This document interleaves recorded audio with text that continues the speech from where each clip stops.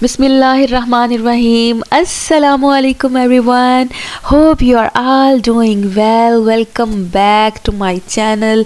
सलामत रहें, खुश रहें, खुशियाँ बांटते रहें।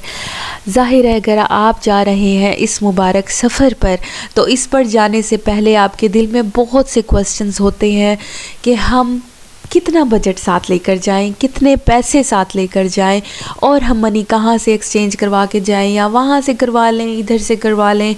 अगर हमने गोल्ड ख़रीदना है हम कितना लेकर जाएं। तो इस तरह के छोटे छोटे से क्वेश्चंस होते हैं जो आपको बहुत परेशान करे होते हैं कि हमें कितनी क्लियरेंस मिल जाएगी, हम कितना ले जा सकते हैं मैक्सिमम मिनिमम। तो मैं आपके इन सारे क्वेश्चंस के आंसर अपनी इस वीडियो में देने वाली हूँ जो आपके लिए सुनना बहुत ज़्यादा ज़रूरी है आखिर तक।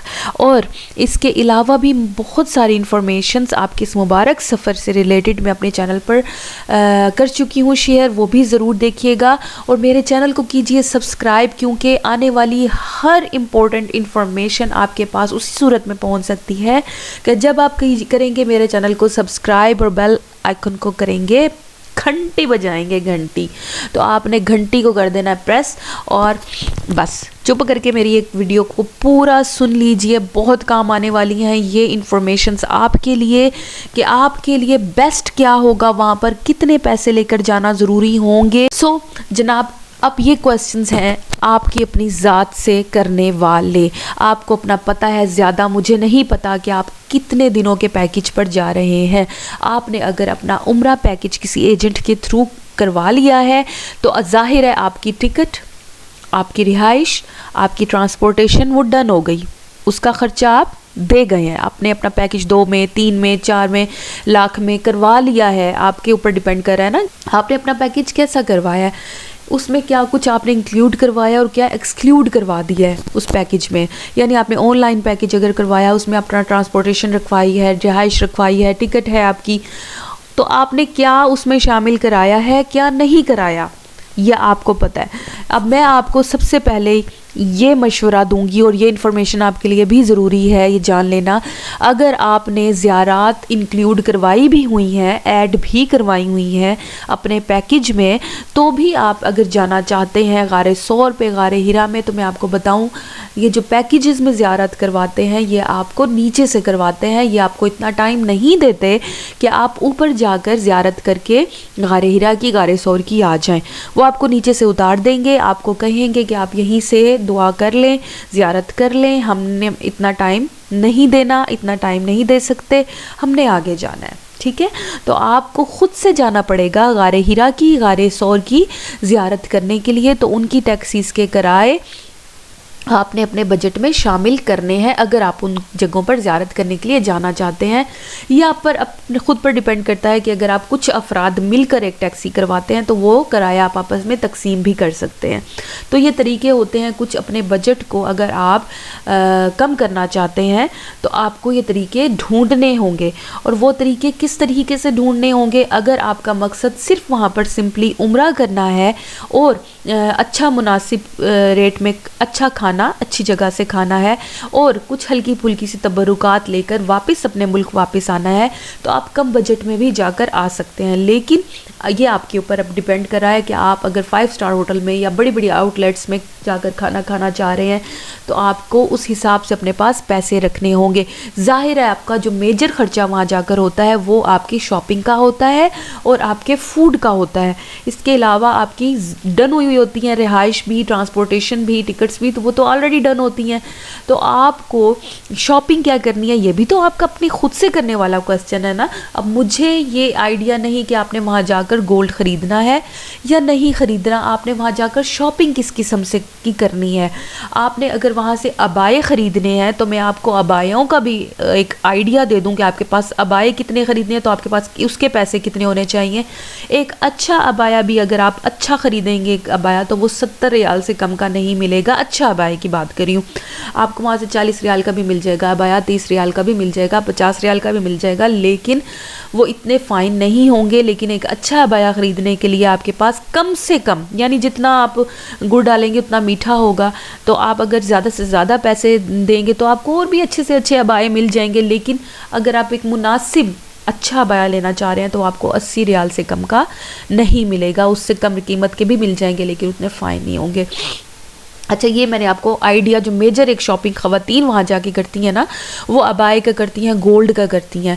अगर आप वहाँ से गोल्ड ख़रीदना चाह रहे हैं तो आपको मैं एक चीज़ बता दूं कि अलाउ नहीं होता वहाँ से बिस्किट या गोल्ड की कोई डली वहाँ से लेकर आना अलाउ नहीं है। आप सिर्फ वहाँ पर ज्वेलरी ले सकते हैं और वो ज्वेलरी भी आपके लिए क्लियरेंस के लिए आसानी हो जाती है। एक मैं आप लोगों को आइडिया यही दूँगी कि आप पहन लें, जो आप गोल्ड ख़रीदें आप वो पहन कर वापसी सफ़र कर लें। बेशक आप प्लेन में जब आपकी क्लियरेंस हो जाए, क्लियरेंस के बाद आप प्लेन में उतार के रख देंगी तो वो आपका कोई आपको क्लियरेंस में कोई सवाल भी नहीं किया जाएगा, अगर क्योंकि क्लियरेंस में कोई मसला नहीं करते हैं।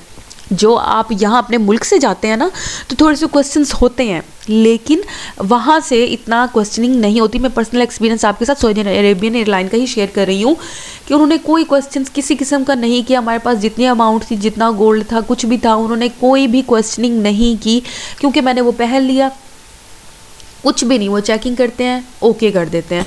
तो आपने एक चेन्स ली हैं, कड़े लिए हैं, कोई सेट लिया है, कोई रिंग्स ली हैं, तो आप वो पहन भी लेंगे। अगर आप वो रख भी लेंगे अपने बैग में तो उसकी आपको क्लियरेंस मिल जाएगी, लेकिन और किसी फॉर्म में आपको गोल्ड नहीं अलाउ होगा। अब आप गोल्ड के लिए कितना पैसा लेके जाएं, तो इसके लिए आपके लिए उस दिन का इंटरनेशनल गोल्ड का एक रेट होता है, आपने वो गूगल करें, ठीक है। आप जाने से पहले देखें कि इंटरनेशनली गोल्ड का कितना रेट चल रहा है, ठीक है।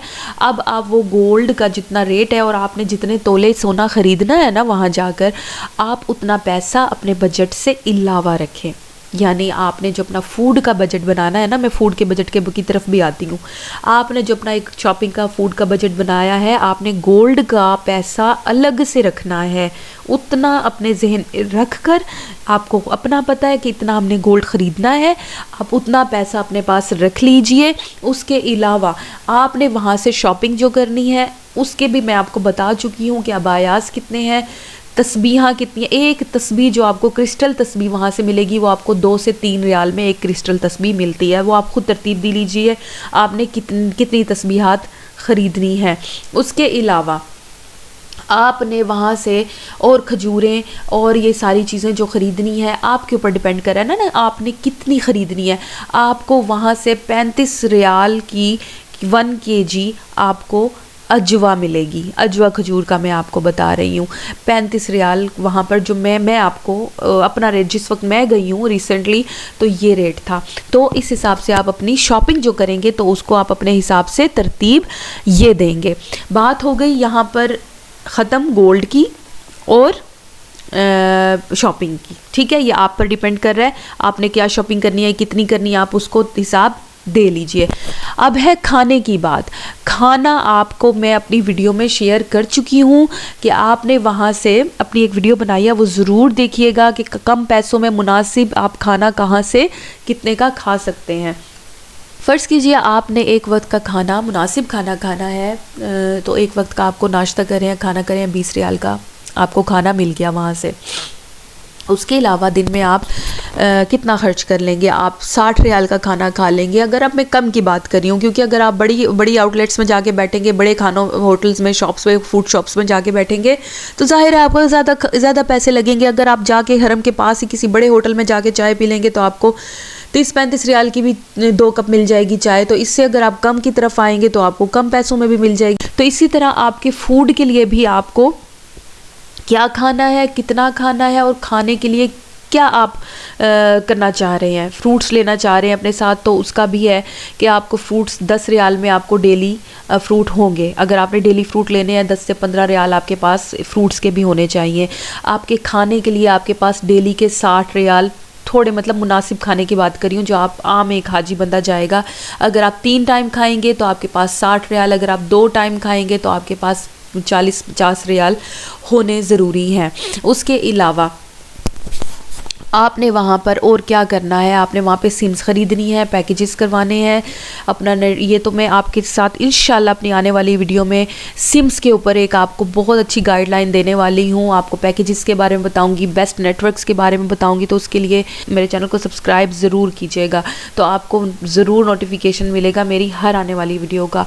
सो बनाने वाली हूँ मैं वो वीडियो, वो ज़रूर इंशाल्लाह देखिएगा। इंशाल्लाह जल्द ही आने वाली है, उससे भी बहुत आपको हेल्प मिलेगी। तो आपको वहाँ पर जाकर मेजर खर्चे होते हैं जो आपने अपने जहन में रखने हैं।